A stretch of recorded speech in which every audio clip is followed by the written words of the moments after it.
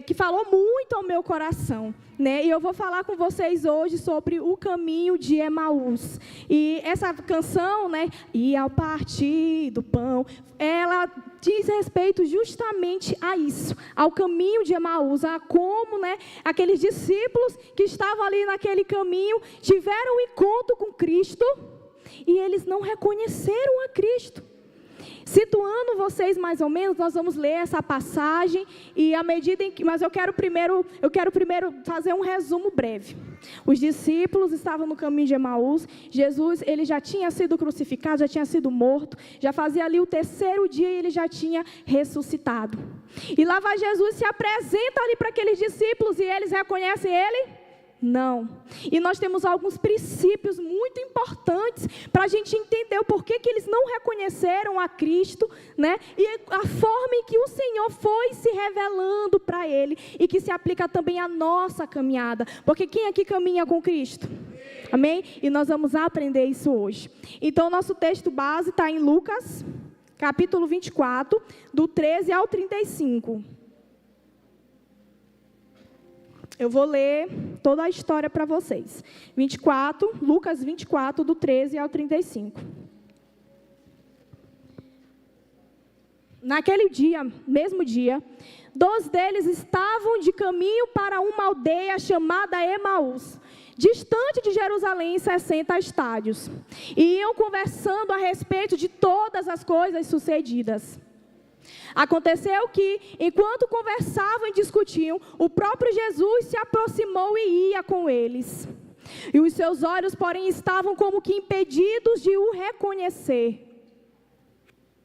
Então, lhes perguntou Jesus: que é isso que vos preocupa? E de que ides tratando à medida que caminhais? E eles pararam entristecidos.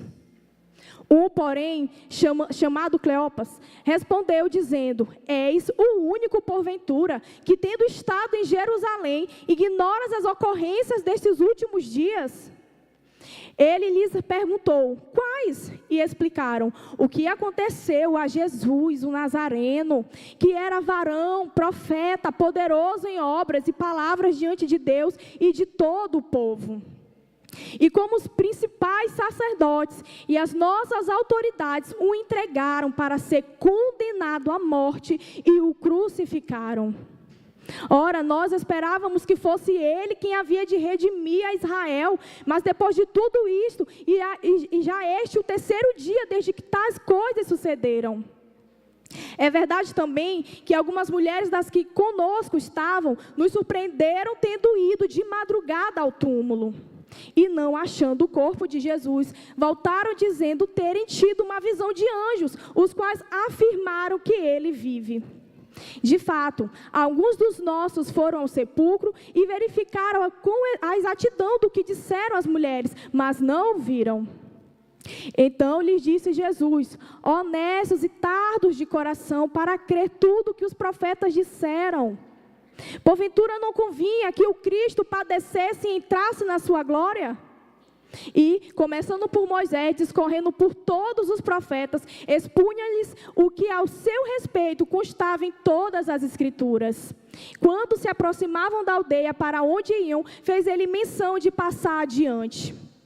Mas eles o constrangeram, dizendo: fica conosco, porque é tarde e o dia já declina, e entrou para ficar com eles. E aconteceu que quando estavam à mesa, tomando ele o pão, abençoou-o e tendo partido lhes deu. Então se lhes abriram os olhos e reconheceram, mas ele desapareceu da presença deles. E disseram um ao outro: porventura não nos ardia o coração quando ele pelo caminho nos falava, quando nos expunha as Escrituras? E na mesma hora, levantando-se, voltaram para Jerusalém, onde acharam reunidos 11 e os outros com eles, os quais diziam: o Senhor ressuscitou e já apareceu a Simão. Então os dois contaram o que lhes acontecera no caminho e como fora por ele reconhecido no partir do pão. Amém? É uma historinha um tanto longa, que eu decidi ler com vocês, mas eu quis ler porque na medida em que a gente vai lendo a palavra, o Espírito Santo ele vai nos revelando, ele vai falando com a gente. E é muito importante a gente saber o início, o meio e o fim dessa história, porque desde o início, em cada momento, nós temos um ensinamento para tirar, nós temos um princípio para aprender. Então aqueles discípulos estavam andando ali com Jesus, mas não perceberam que era o Senhor que ia ao lado deles, né? E nós temos muitas coisas para aprender com isso. A primeira é que aqueles discípulos, eles não reconheceram o Senhor, porque o Senhor ainda não era o centro do pensamento deles, ainda não era o centro da vida deles. Mas vocês podem me perguntar, Laiane, como é que Jesus não estava no centro da vida deles? Eles iam no caminho lá, conversando sobre as coisas que tinham acontecido, e aí você pensa que Jesus não estava no pensamento deles, que Jesus não era o principal foco deles. Eles estavam entristecidos ali naquele caminho. Mas nós vamos lá, né, no versículo do 19 ao 21, quando Jesus ele chega, pergunta para eles, né, por que eles estavam tristes, né, e aí eles dizem, né, que eles estavam tristes, perguntaram para Jesus, sabe o que aconteceu? Então, a gente está sobre a história do Jesus do Nazareno, como você não sabe, né, que já que ele estava ali, onde todas as coisas estavam acontecendo. E bem no versículo 21, Lucas 24, 21, ele diz assim, ó, e nós esperávamos que fosse ele o que remisse Israel, mas agora, sobre tudo isso, e já é hoje o terceiro dia desde que essas coisas aconteceram. Estão falando assim, bom, tem um Jesus que foi nos apresentado, ele morreu, e agora o que será de Israel? Eles estavam preocupados com Israel, o que vai ser de Israel agora? Muitas expectativas foram colocadas no coração daqueles discípulos. Imagina só, aparece alguém fazendo vários milagres, fazendo várias coisas naquele momento, se diz o próprio Deus, e aí de repente aquela pessoa morre, e a promessa que foi liberada? Naquele momento, o que estava no centro do pensamento deles não era o próprio Cristo, mas o que Cristo podia fazer por eles. Tanto que quando Jesus se apresentou para eles, eles não reconheceram o Cristo. Imagina só, você anda com a pessoa, você tem comunhão com a pessoa, mas você não reconhece ela. Olha só a situação que aqueles discípulos passaram. Então, o que eles esperavam de Jesus? Que fosse ele quem havia de redimir a Israel. Eles criaram em Jesus, sim, eles criam em Jesus, né? Eles falaram lá que ele é um profeta poderoso em obras, em palavras diante do povo, mas eles estavam se lamentando que não foi aquele Jesus que realizaria aquilo que eles tanto queriam. Eles estavam ali se lamentando pelas expectativas deles que foram frustradas. Mas e aí, se a gente for pensar no próprio Cristo, o que a gente ia pensar? Ele é poderoso. Ele me disse durante toda a caminhada que isso ia acontecer. Jesus falou, conversou com os discípulos sobre isso. Mas eles não estavam ligados naquilo realmente que Cristo é e ensinou, falou para eles. Mas o nosso Cristo já tinha dito tudo a respeito de todas as coisas, né? E infelizmente, muitos acabam agindo como aqueles discípulos, né? Acabam ficando tristes, porque Jesus disse que ia abençoar a minha família. Ah, mas eu acho que minha família não é abençoada. Ah, porque Deus disse que Ele ia me dar um emprego que eu ia ganhar muito, mas até hoje esse emprego não chegou. Aí a pessoa se entristece. Ah, mas é porque o Senhor disse que eu ia passar naquele concurso, que eu ia comprar um carro novo, que eu ia tirar a minha habilitação, e assim vai. E se entristece porque vê uma onda de coisa atrás da outra, negativa na sua vida, coisas que já foram ditas que nós passaríamos, mas aí você passa a duvidar. Você passa a não ter mais Cristo no centro da sua vida, porque na verdade, aquilo que Ele te oferece passa a ser muito mais proveitoso, muito mais prazeroso do que Ele próprio. E era justamente aquilo que estava acontecendo. Os olhos deles estavam fechados, porque eles não estavam focando, realmente vendo a Cristo. E em nossa vida, quando nós passamos por diversas situações, o que nós temos que fazer é ter os olhos fitos nele. Os nossos olhos concentrados no Senhor. E independente do que aconteça, o nome dele vai ser glorificado em nossa vida. Sabe, eu estava outro dia participando de um seletivo, que eu queria muito uma vaga para ter uma experiência em outra área. E aí eu fui passando por todas as etapas. Gente, parecia que eu já estava lá dentro. E fui fazendo, fiz a prova, passou, muito boa a aprovação, tal. Aí agora vai para a entrevista, conversei lá com a gestora, ela gostou muito de mim, beleza, foi a segunda etapa.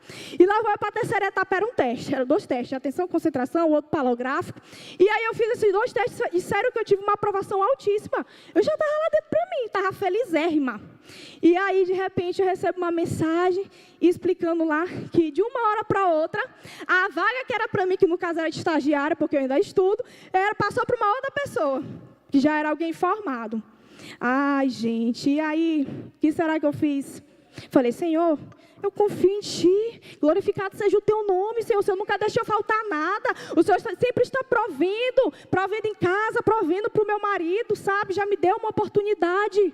Então, todas as vezes que nós passarmos por uma situação, nós temos que glorificar o nome do Senhor, porque às vezes, quando vem um não, uma porta para a gente é fechada, a gente às vezes fica se lamentando, mas a gente não sabe o que realmente o Senhor tem para a gente no futuro, e com certeza são coisas maravilhosas. Se a gente crê no amor de Deus, na sua grandeza, a gente vai glorificar a Ele, mesmo com a porta fechada. Se fechou, Senhor, glória a Deus, eu reconheço a Ti. Os meus olhos estão fitos em Ti. O meu pensamento, o Senhor é o centro, amém? Aleluia. Então a pergunta é, nessa caminhada, né, que nós estamos aí trilhando, quando nós não conseguimos o que queremos, qual passa a ser a nossa postura? Né? A gente passa a ficar firme, independente da situação, ou nós deixamos isso abalar a nossa vida. Algo aconteceu, seja por doença, seja uma palavra negativa que você recebeu, algo abalou você. Naquele momento, o que você faz? Qual é a sua postura a partir dela? Eu pergunto a postura a partir dela, porque nós sabemos que coisas, circunstâncias vão acontecer na nossa vida, mas o que realmente importa é o que nós vamos fazer diante dessas circunstâncias. Amém? E que todas essas situações nós possamos estar glorificando o nome do Senhor. Então, às vezes, algo que me entristece bastante, que acontece muito,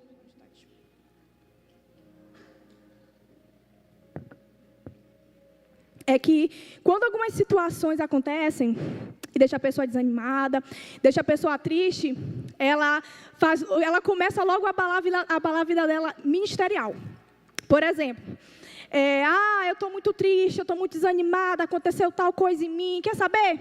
Hoje eu não vou para o culto, hoje eu não vou para a célula, minha vida está muito tribulada, são muitas coisas, eu vou sair do ministério, porque são muitas demandas para eu resolver. Mas será que a gente ouve assim, eu estou muito triste, não está legal, está acontecendo várias coisas na minha vida, vou pedir demissão. A gente ouve? Não, minha vida está muito triste, está muito abalada, quer saber? Eu vou sair daquela faculdade que eu passei anos tentando entrar. Isso acontece? Estou muito triste, estou muito desanimada. Vou sair de curso, vou fechar minha empresa mesmo. Essas coisas acontecem, gente? Mas será que acontece a gente, não vou hoje para a célula, não vou hoje para o culto, não tenho tempo para aquele ministério? Isso a gente ouve demais. E algo que eu tenho para falar para vocês de muita importância é que quando Jesus é o centro, nós priorizamos as coisas que dizem ao seu respeito. Como pode a gente amar a Cristo e não priorizar aquilo que é importante para Ele? Se é importante para o Senhor, sabe, o seu reino, é importante para o Senhor que a gente ganhe vidas para eles, então isso vai ser a prioridade para a nossa vida. A gente vai passar a viver por isso, por aquilo mesmo, amém? E um exemplo muito importante que eu tenho que dar para vocês, de alguém que tinha esse pensamento, era Davi, né?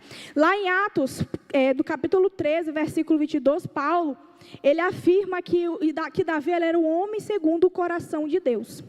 E aí a gente pode ir lá se perguntar, mas por que Davi é o homem segundo o coração de Deus? E muitas respostas, muitas explicações acabam chegando. E alguns falam, ele é o homem segundo o coração de Deus porque ele é rápido em se arrepender. Mas muitos também se arrependeram naquela época. Fizeram algo e foram rápidos em se arrepender. Aí outros falam, não, Davi ele era assim, um homem segundo o coração de Deus, porque ele era um adorador. Mas também existiam muitos outros adoradores na Bíblia. Mas nenhum deles foi mencionado dessa forma. Mas eu digo a vocês que Davi, ele tinha uma característica impressionante.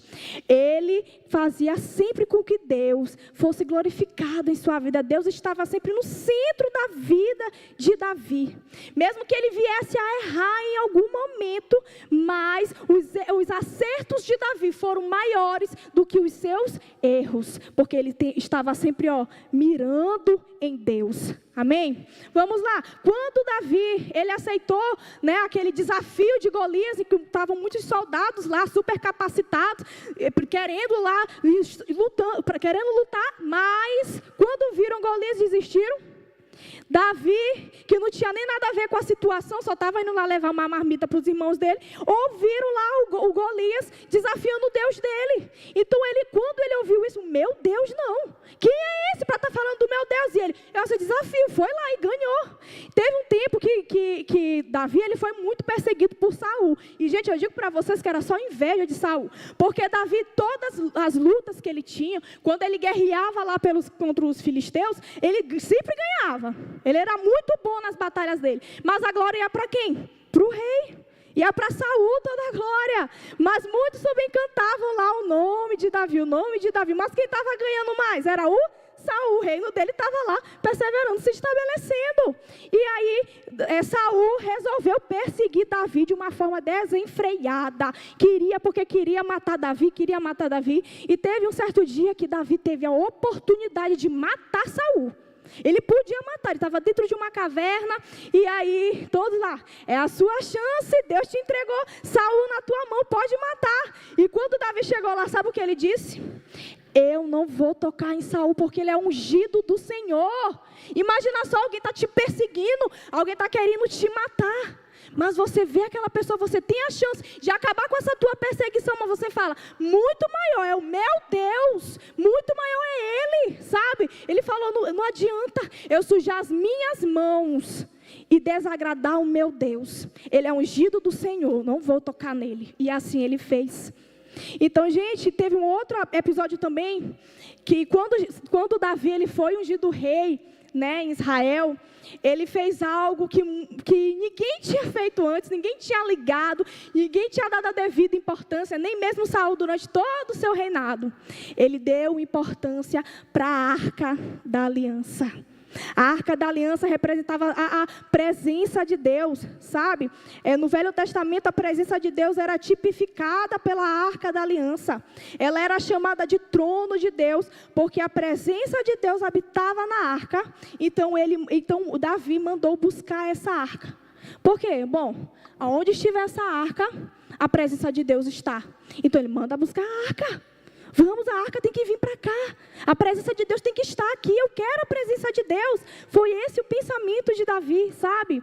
E assim aconteceu, E durante todo o reinado dele, ele se preocupou em edificar uma casa para Deus, Porque quando ele observou lá, quando ele conseguiu e a arca estava com ele pensou assim, bom, onde eu moro, casas feitas de cedro, e a arca da aliança está onde? Em tendas.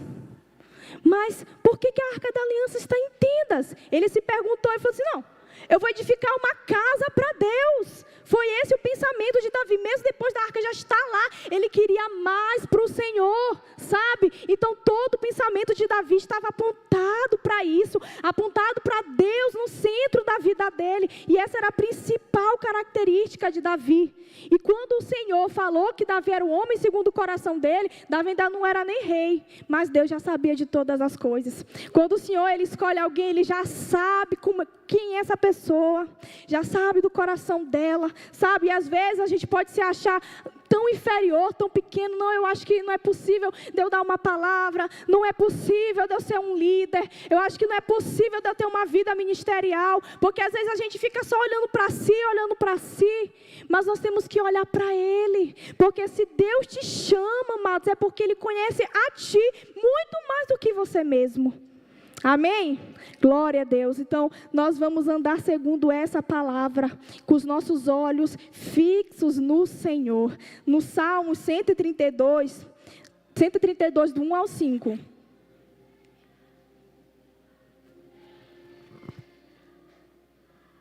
Salmo 132, 1 ao 5, posso ler.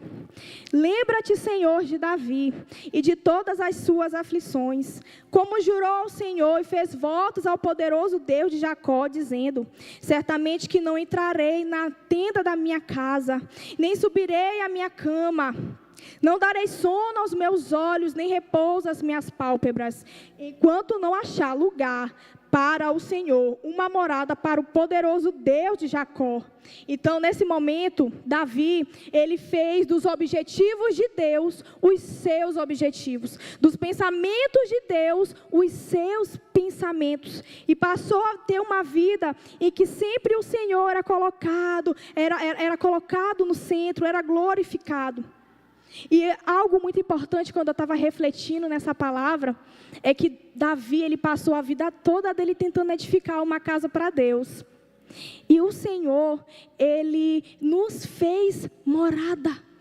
Ele nos edificou como casa para Ele, sabe? Nós temos hoje o Espírito Santo morando dentro de nós. E quando Davi estava lá, vou colocar uma tenda aqui, quero edificar um templo para o Senhor. Eu quero realmente que o Senhor esteja em um lugar. E o Senhor, hoje em dia, deu o privilégio para a gente de estar morando dentro de nós. Isso aí Ele não deu nem a Davi, mas Ele deu a você, amado. Olha só que privilégio.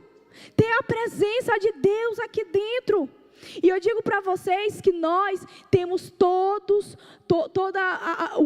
o privilégio e as condições necessárias, sabe, de vencer todas as batalhas. Porque tendo Deus conosco, amados, quem será contra nós? Quem nos impedirá? Amém? Então, que a gente continue sempre glorificando a Cristo, com os olhos atentos nele, que nós não façamos que nem os discípulos que não reconheceram, porque não tinham ele no centro do seu pensamento. Amém? E outro princípio importante é que conhecer Jesus hoje é vê-lo nas Escrituras. Lá em Lucas, no capítulo 24, versículo 27, diz assim, 24, 27... E começando por Moisés e por todos os profetas, explicava-lhes o que dele se achava em todas as Escrituras. Jesus, ele poderia simplesmente ter chegado para os discípulos, né? E ter dito assim: oi, hello, gente, sou eu, Jesus, vocês estão aqui, ó, ressuscitei, estou aqui, vocês não me reconhecem? Imagina só, vocês encontram alguém, encontram lá a Drica, lá, aí Drica não me reconhece, poderia falar: Drica, sou eu, Laiane, minha irmã, lá da Igreja Vida. A nossa atitude natural é logo essa, né? Mas o que Jesus fez? Jesus foi lá para as Escrituras. Ele começou a falar desde Moisés, falou sobre os profetas, e ele queria com que aqueles discípulos percebessem que Jesus já estava desde ali. Ele queria se revelar para aqueles discípulos através da palavra. É através da palavra que nós conhecemos a Cristo, amados. Amém? Isso aconteceu para que a gente possa entender que o Senhor se revela através de nós dessa forma, através da palavra, né? E que se você quer conhecer Jesus, saiba que isso não se dá segundo a carne ou pelos nossos sentidos naturais, mas nós conhecemos Ele pelo Espírito. Amém? Lá em 2 Coríntios, capítulo 5, versículo 16, Paulo afirma assim, né? Assim que daqui por diante ninguém conhecemos segundo a carne. E ainda que também tenhamos conhecido Cristo segundo a carne, contudo, agora já não o conhecemos deste modo. Amém? Nós conhecemos Jesus através do Espírito. E quem nos revela a palavra? O Espírito de Deus. Então lá você fala assim: Laiane, eu quero conhecer mais a Cristo, sabe? Meu coração queima por Ele. Mas se você viver apenas daquilo que você ouve, ou apenas dos seus sentimentos, Ele não se revelará para você por completo. É através da palavra que o Senhor ele vai se revelar para vocês. E é muito importante a gente perceber isso na história desses discípulos, né? O quanto o Senhor preparou aquele momento para se revelar para eles justamente desta forma. Amém? E o Senhor, Ele fez assim. Ele começou por Moisés, depois foi falando por todos os outros profetas, né? Mas não para falar sobre esses profetas em si, mas como tudo ali se baseava em Cristo e como tudo já apontava para Ele, né? Todo o Velho Testamento fala de Cristo por meio de símbolos e analogias. Todo o Velho Testamento fala a respeito de Cristo, aponta para Cristo, sabe? E às vezes as pessoas acabam pegando o Velho Testamento apenas para lidar com a lei. Só para ver lá o que diz a lei. O que a lei diz que eu tenho que fazer. O que a lei diz que eu sou quando eu não cumpro ela. As pessoas acabam se baseando nele somente para isso, por isso. Mas ele aponta também para Cristo. Aponta para um sacrifício que ia ser feito, que ia ser definitivo e que traria a nossa salvação completa. Amém? Glória a Deus. Aleluia. Então, quando nós formos ler a palavra, que a gente possa ter Cristo no centro do nosso pensamento. E que a gente possa tentar ver, enxergar o Senhor em cada história, em cada passagem, sabe? Pedir assim, Senhor, não estou entendendo, mas o Espírito Santo já está aí, pode te revelar mais sobre o nosso Senhor. E eu tenho certeza que essa é a vontade dEle. Amém? Um outro princípio é que quando o pão é partido, nossos olhos se abrem. Olha que lindo. Após a conversa, durante o caminho, né, eles chegaram lá à aldeia e eles constrangeram Jesus para poder ficar com eles, né? E aí, lá em Lucas, no capítulo 24, versículo 30, diz assim, ó. E aconteceu que, estando com eles à mesa, tomando o pão, o abençoou e partiu e lhe deu graça. Abriram-se-lhes então os olhos e o reconheceram e ele desapareceu-lhes. Então os olhos dos discípulos só se abriram e eles reconheceram por definitivo que se tratava de Cristo quando o pão foi partido. Olha que lindo, gente. O que o Senhor está nos ensinando aqui nesse momento, a importância da ceia em nossas vidas, sabe? Esse exemplo dessa expressão que dos olhos se abrir, ele também foi usado lá na história de Adão e Eva. Lá em Gênesis, no capítulo 3, versículo 7, diz assim: Então foram abertos os olhos de ambos e conheceram que estavam nus e coseram folhas de figueira e fizeram para si aventais. Aqui estava falando do momento em que Eva e Adão pecaram, né, após eles comerem o fruto lá, o fruto proibido.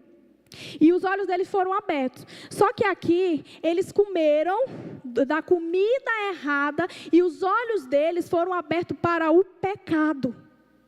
Mas os discípulos comeram da comida correta e os olhos deles foram abertos para ver o autor da vida. Amém? E é isso que o Senhor tem para liberar sobre a nossa vida. O Senhor, Ele quer sim se revelar para a gente. Ele quer ministrar em nossos corações. Ele quer fazer grandes coisas para nós. E tudo isso já está à mesa, já está liberado para nós. Amém? Então há uma grande lição, um grande poder na ceia do Senhor. Quando nós comemos do pão e bebemos do cálice, os nossos olhos espirituais, eles são abertos e nós recebemos a revelação do Senhor, né? Se você comer da carne e beber do sangue, você terá luz e será transformado de glória em glória. E a ceia, ela não diz respeito, sabe, a nós mesmos. Não tem relação com a gente. Quando nós ceiamos, nós não devemos olhar para nós mesmos. Diversas situações já tiveram cristãos aqui, não. Cristãos aqui, não, eu não vou ceiar porque eu acho que eu sou assim, assim, assado. Olhando para si.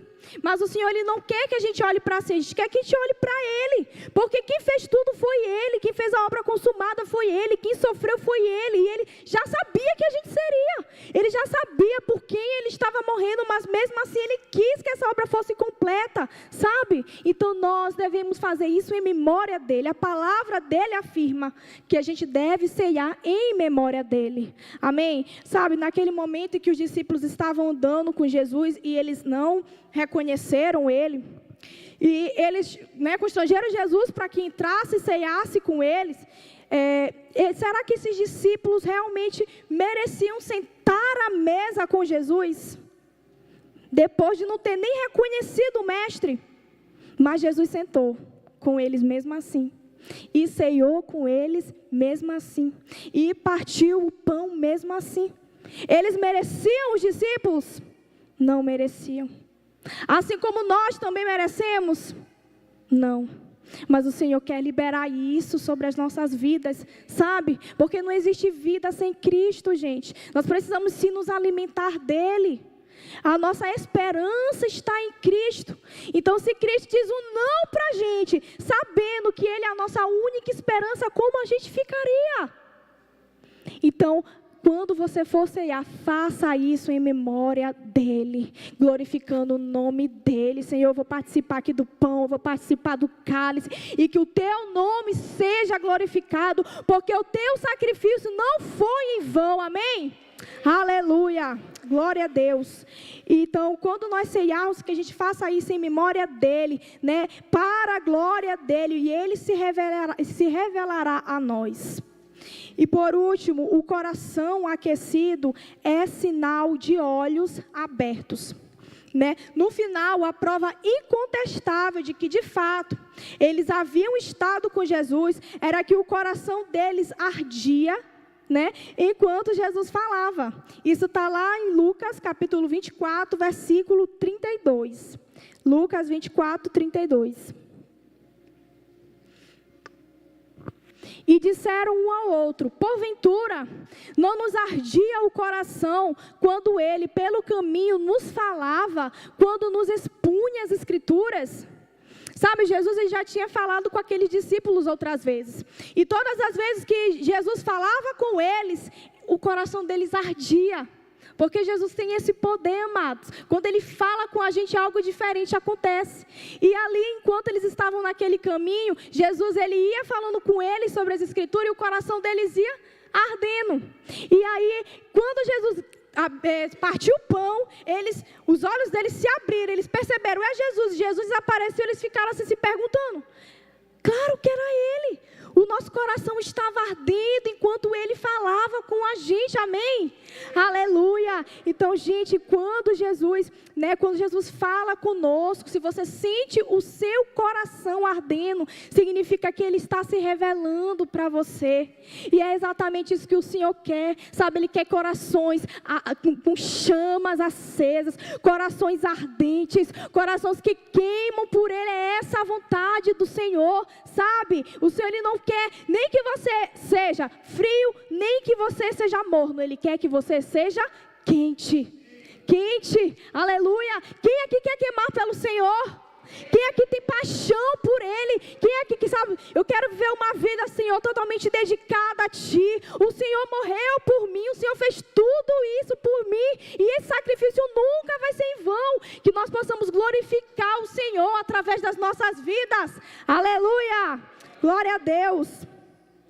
Então nós desfrutamos do Senhor em nosso espírito, né? Quando nós desfrutamos dele, espontaneamente o nosso coração entra em uma santa combustão.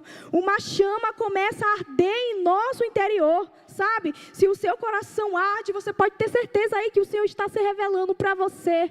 Quando você tem uma experiência com o Senhor, é algo inexplicável. Você só pensa assim, eu quero isso o tempo todo. Eu quero isso o tempo todo para mim, sabe? Quando eu costumo contar muito esse episódio que aconteceu comigo, né? Algumas pessoas já ouviram. De que quando eu tinha acabado de aceitar Jesus, era uma pessoa muito tímida. Não pensa que eu ia estar com o microfone, que eu ia estar dançando, que eu ia estar atuando, não. Eu era uma pessoa que era bem assim, bem fechadinha. E uma das coisas que eu mais tinha vergonha era de chorar na frente das pessoas. Eu não chorava. E quando me convidavam para ir para a igreja, eu olhava as pessoas chorando e eu ficava julgando, gente. Eu falava assim, esse aí está passando por problema, só pode. Está chorando aqui, e aí o outro chorava aqui, o outro chorava, o outro caía aqui. Eu, que vexame. Eu pensava dessa forma, gente. E não sabia eu, quando eu fui, aí começaram lá a ministrar e chamaram lá as pessoas à frente. Eu fui, né? Estava empurrando todo mundo, fui empurrada também, eu fui lá para frente. E ele falava assim, feche os seus olhos, levante a sua mão, fale com o Senhor. Aí eu, tá bom. Fechei os meus olhos, comecei a glorificar e estava cantando Espírito, Espírito, que desce como fogo. E tocava, e de repente, gente, eu era a que mais chorava. Eu simplesmente estava de joelho, de braços abertos, gritando, chorava e chorava e chorava, porque eu tive naquele momento uma experiência sobrenatural com Deus. Deus estava tentando me mostrar que Ele era o mais importante, sabe? Do que importa o irmão que está aqui do lado, do que importa o que as pessoas vão falar de ti. O que importa é você com Jesus, é a sua experiência. Gente, isso é impagável. Não tem comentário que possa, sabe, superar isso. O importante é você e Ele. E depois desse dia, eu digo para vocês que eu falava assim, bom, Deus existe, mas porque as outras pessoas me falavam que Ele existia. Mas quando eu saí dessa experiência, eu falei, Deus existe porque eu senti Ele. Aleluia! Glória a Deus, nosso Deus é muito poderoso. Aí você pode me falar assim, Laiane, mas faz tempo que eu não sinto essa chama no meu interior, sabe? Mas eu te digo, hoje o Senhor te convida a reacender essa chama. O Espírito Santo já está aí, sabe? Ele quer operar, Ele quer se revelar a você. Ele quer que você viva uma vida sobrenatural. Ele não te chamou para ser somente mais uma pessoa nesse mundo. Se você está aqui hoje é porque o Senhor já sabia e já te escolheu para viver o sobrenatural na tua vida, amém? Então vocês podem se colocar de pé, o mistério de louvor.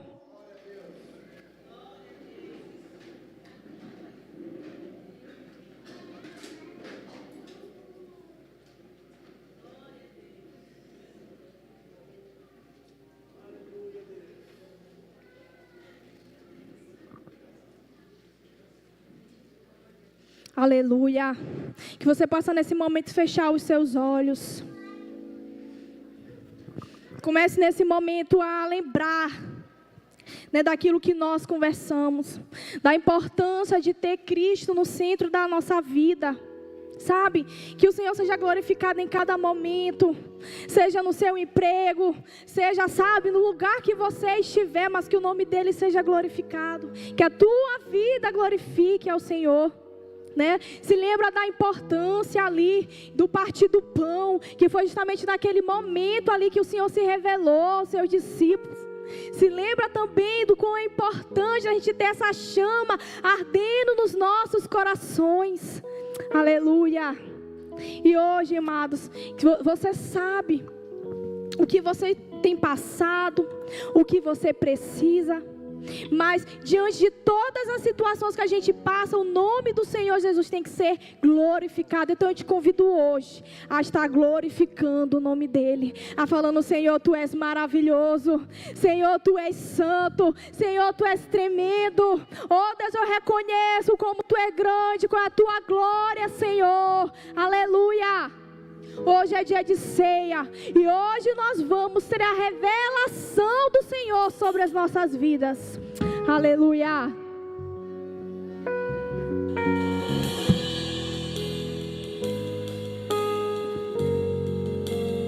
Quem é esse que vem nos abraçando? Quem é esse que vem nos constrangendo com o olhar? Ele é tão sábio, ensina em amor. Ele é tão manso. Comece a falar com Ele nesse momento. Fala, Senhor, eu te amo. Muito obrigada pelo sacrifício que foi feito por mim. Nos abraçando. Quem é esse que vem nos constrangendo com o olhar? Ele é tão sábio, ensina em amor. Ele é tão manso, cuida dos corações. Ele entrou em casa, ele está na mesa, ele nos observa, sabe que o esperamos. Aleluia! Vamos declarar o que acontece ao partir do pão. Os nossos olhos se abrem e reconhecemos quem Tu és.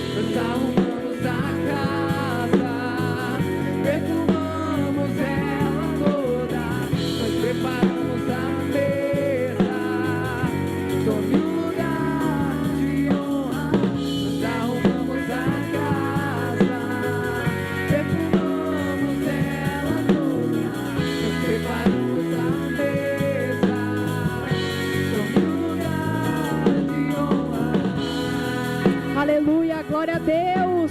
Santo é o nome do Senhor. Aleluia. Quando nós ceiamos, o Senhor se revela para nós. Oh, aleluia. Nesse momento, eu quero pedir para os servos irem entregando, por favor.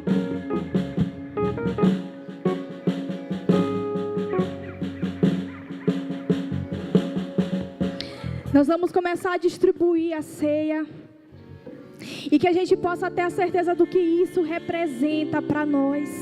Como o Senhor é poderoso. Sabe, Ele morreu por você. Ele entregou a vida a você. Isso não é qualquer coisa, amados. Como Ele é tremendo. Ele nos deu esse privilégio.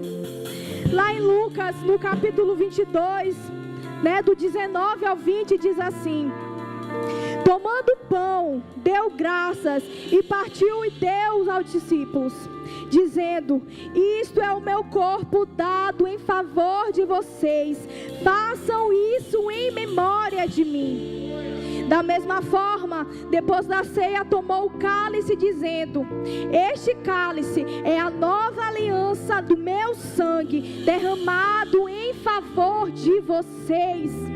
Amados, Jesus, Ele não tinha doença nenhuma. Jesus, Ele era perfeito, Ele nunca pecou. E sabe, se o pão representa lá o corpo dele, e o Senhor pede que a gente ceie esse pão, é porque Ele quer que a gente seja como Ele, que a gente não tenha doenças, sabe, que nós sejamos perfeitos assim como Ele é. E essa é a simbologia do pão, a cura sobre as nossas vidas, sabe? E hoje em dia a gente tem ouvido falar de tantas doenças que têm aumentado, mas a gente tem que declarar que não, porque assim como Ele é, eu também sou. Aleluia. E da mesma forma o vinho, ele representa ali o sangue dele, que foi derramado por amor a nós. E esse sangue está aí o perdão que o Senhor dá, e que toda vez Ele sempre quer que a gente lembre: foi por amor a você. Não existe condenação sobre a sua vida. Todos os seus pecados já foram perdoados por Jesus.